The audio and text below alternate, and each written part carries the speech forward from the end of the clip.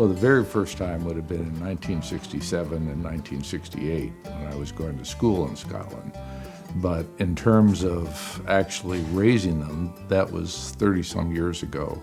We took the boys back to Scotland, and we kept running into these Highland cows. At the time, we had sheep and Angus and horses. And we thought, well, wouldn't it be kind of fun to have a Highland cow on the place? But I'm not sure I can handle the horns, so we just got one pregnant cow, just one. Then I started doing research on Highland cattle, and they were very independent animals. Typically, they calve on their own. They don't need any special care. You can feed them terrible feed, and they do just fine on it because the breed has not been messed with genetically. It's pure Darwin, survival of the fittest, and those traits carried through to our time. But all of that analysis, while helpful, didn't really sell the breed until we tasted the meat, and that was that. Once we tasted the meat, the Angus were gone within a year, and we were in the Highland business.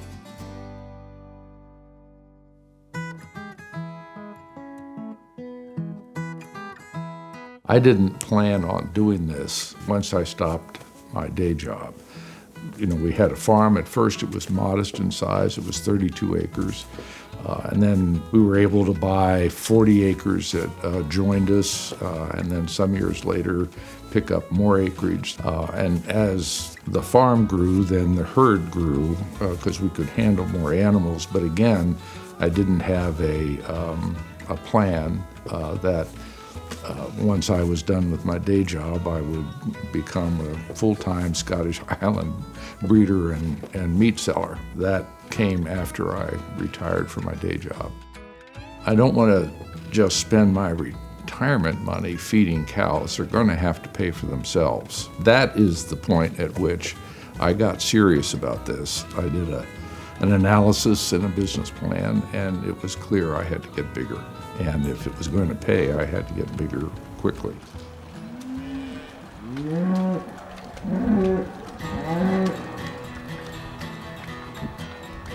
We discovered the importance of markets really almost by the back door. We had someone approach us wanting to sell our product at a farmer's market.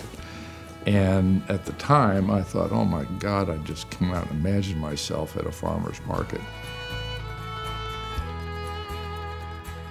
As someone else who sells ground beef put it, I can't credit for this, you need to get the meat into someone's mouth because there is no, at least when we started, there was no market for Scottish Highland beef because there's so little of it around.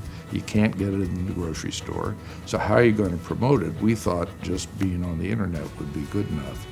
But we realized through this experience, no, we need to do more. That's when farmers markets got wrapped into our business plan, which is one way of saying that my first business plan wasn't good enough. It needed to be revised, and we revised it. You can't be a stupid, successful farmer. I'll put it that way. You better be smart, you better be strategic, or you'll just have your lunch handed to you in a New York minute. Typically what we hear is that's the best meat I've ever tasted in my life. And my response, I hear it so much, my response is, I'm glad, but I'm not surprised. Then we tell them, please tell your friends and neighbors.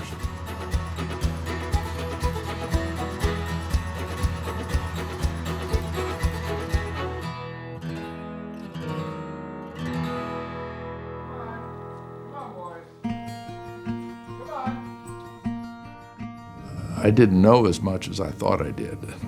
And so there was a lot of hard lessons that had to be learned once we came out here onto this farm in 1974. That's farming. It can get ugly at times, and it did. People actually would be a little surprised at how hard it is to deal with death. I mean, that's part of farming, but I've never gotten used to it. Every time an animal dies, you sort of have to look at it and think about, why did that happen? Is there something to be learned from that. Did I make mistakes? If so, what were the mistakes and how do I avoid them in the future? Many people don't understand how much is involved in getting that pound of ground beef into your refrigerator. There's a lot of work that goes into it.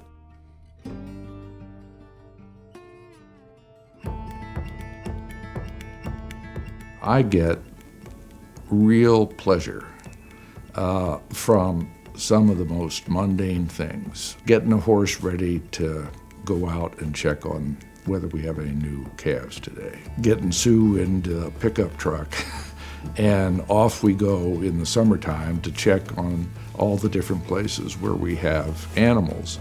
I still get pleasure out of seeing what we have worked for.